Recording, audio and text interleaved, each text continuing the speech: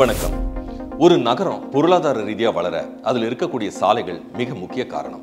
உதாரணத்துக்கு நம்ம சென்னையில mount road, ECR, radial road, mount Poonamallee highway இதெல்லாம் முக்கியமான ஆர்டீரியல் ரோட்ஸ். இவைகளை விட அதிக முக்கியத்துவம் வாய்ந்த சாலையா கிராண்ட் சதர்ன் ட்ரங்க் ரோட்னு சொல்லப்படுற ஜிஎஸ்டி சாலை இருக்கு.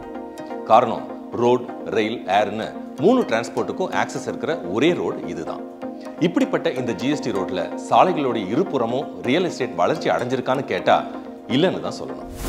சென்னை சிட்டியை நோக்கி வரும்போது ரைட் சைடு மட்டும்தான் நல்ல வளர்ச்சி அடைஞ்சிருக்கு. காரணம் ஜிஎஸ்டி ரோட்டுக்கு பேரலா போகிற ரயில்வே ட்ராக் தான். இந்த ட்ராக்கை தாண்டி இடது பக்கம் போறத ஒரு பெரிய ப்ராப்ளமா கருதி மிகப்பெரிய டெவலப்மெண்ட்ஸ் அந்த பக்கம் நடக்கல. எங்கெல்லாம் ரயில்வே ஓவர் பாஸ் பிரிட்ஜ் இருந்துச்சோ அங்க மட்டும்தான் நகரம் 2 பக்கமும் பன்மடங்கு விரிவடைஞ்சிருக்கு.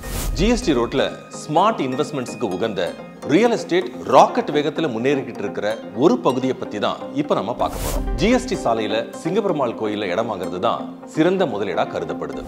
ரயில்வே ஓவர் பாஸின் விளைவா இந்த பகுதியில இடதுபுறத்திலையும் வளர்ச்சி வீரியம் அடைஞ்சிருக்கு.